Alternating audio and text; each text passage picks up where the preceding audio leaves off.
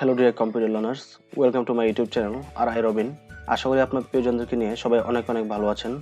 আজকে আমরা আলোচনা করব ইনসার্ট ট্যাবের পেজ অপশন নিয়ে। এটি হচ্ছে পার্ট 8। বাট আপনাদের হোম ট্যাব সম্পর্কে প্রপার আইডিয়া না থাকে তাহলে অবশ্যই প্রিভিয়াস ভিডিওগুলো দেখে নেবেন। পূর্বের ভিডিওগুলোতে আমি হোম ট্যাব নিয়ে বিস্তারিত আলোচনা করেছি। সো আমি রবিন আছি আপনাদের সাথে, চলুন শুরু করা যাক।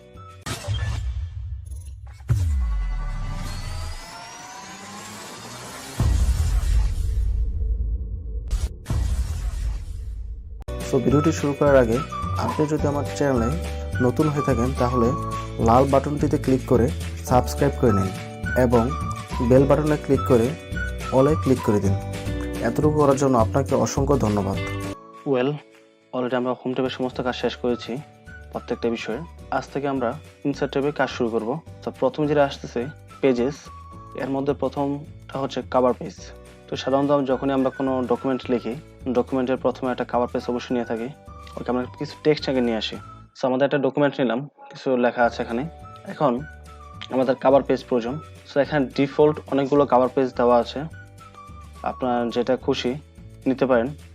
চাইলে আপনি ইচ্ছা মতো নিজে খুশি মতো ডিজাইন করে নিতে পারেন, বাট ওটা করতে গেলে আর অনেকগুলো টুলসের প্রয়োজন পড়বে। যেহেতু সমস্ত টুলসের কাজ এখনো আমাদের দেখা শেষ হয়নি, সো আমরা আপাতত এখান থেকে একটা নিয়ে কাজ করব।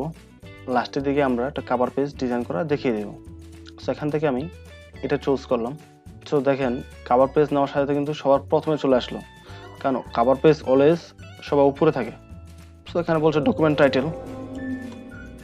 সো নাম দিলাম আমি আর আই রবিন, আর ডকুমেন্ট সাবটাইটেল হচ্ছে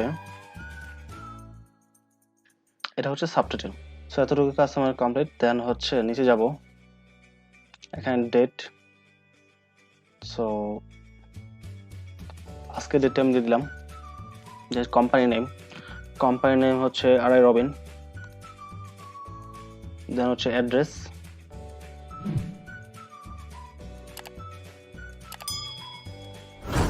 টুয়েট গেট জয়দেবপুর গাজীপুর।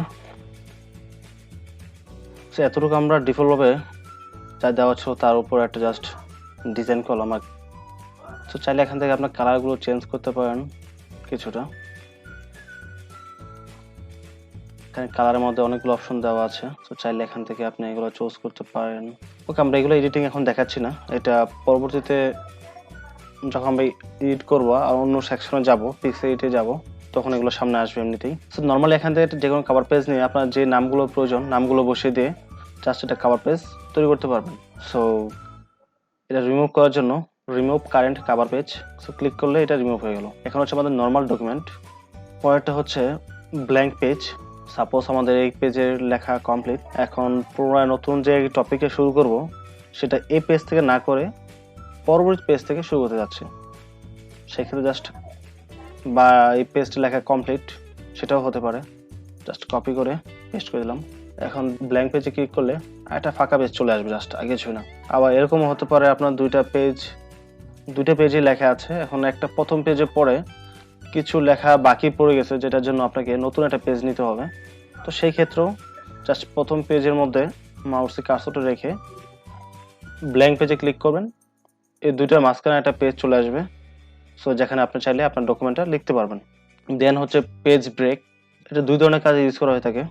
তো প্রথম কাজটি হচ্ছে, সাপোজ আপনি এই যে এখান পর্যন্ত এই পর্যন্ত একটা ডকুমেন্ট টাইপ করেছেন, এখন পরে যে প্যারাটা শুরু হবে পরের প্যারাটা পরের পেজ থেকে শুরু করতে যাচ্ছেন আপনি, এই পেজে লিখবেন না। সেই ক্ষেত্রে ব্ল্যাঙ্ক পেজও দিতে পারেন বা পেজ ব্রেকও দিতে পারেন। পেজ ব্রেক দেওয়ার সাথে সাথে একটা নতুন পেজ মধ্যে ইনসার্ট হয়ে যাবে। সো দেখতেই পাচ্ছেন এই পেজের পর আরেকটা পেজ চলে আসলো। আর সেকেন্ড যে কাজটা হচ্ছে, সাপোজ আপনার যে প্রথম যে লেখাটা আছে এই ডকুমেন্টের চাচ্ছেন আপনি এই পর্যন্ত প্রথম পেজে রাখার জন্য, পরের যে লেখাটা আসবে এটা অন্য একটা টপিক। সাপোজ ধরে নিচ্ছি এই পর্যন্ত একটা টপিক আমাদের শেষ হয়েছে আর পরে একটা নতুন টপিক আসলো। সো এই টপিকটা আমরা পরের পেজে নিয়ে যাব, তার জন্য জাস্ট পেজ ব্রেকে ক্লিক করলে টপিকটু পরের পেজে চলে যাবে সুন্দরভাবে। দেখেন এখন যে আমি এটা পরের পেজে আরেকটা পেজে নিতে চাই, ওই ইন্টার দিয়ে অনেকটা সময় নিয়ে এটা বারবার নিতে হবে নিচে। সো এই ধরনের কাজ যেন না করতে হয়, বারবার ইন্টারনেট না চেপে জাস্ট পেজ ব্রেকে ক্লিক করলে কিন্তু পরে পেজে চলে যাচ্ছে। সো এটাই ছিল পেজ ব্রেকের কাজ। সো এতটুকু ছিল আজকের ভিডিও। পরবর্তী ভিডিওটি দেখার জন্য আমন্ত্রণ জানিয়ে আজকের ভিডিওটি এখানেই শেষ করছি। সো এতক্ষণ সাথে থেকে সম্পূর্ণ ভিডিওটি দেখার জন্য আপনাকে অসংখ্য ধন্যবাদ। আর যদি ভিডিওটি ভালো লাগে তাহলে চ্যানেলটি সাবস্ক্রাইব করে পাশে থাকবেন, এবং আপনার যদি কোনো কিছু বুঝতে সমস্যা হয় তাহলে অবশ্যই কমেন্ট করে জানাবেন। আপনাদের এক একটা কমেন্ট ও লাইক আমাকে আরো ভালো কাজ করতে উৎসাহিত করবে। সো অনেক ভালো থাকবেন। পরবর্তী অন্য একটি ভিডিওতে আবারও কথা হবে। আসসালামু আলাইকুম।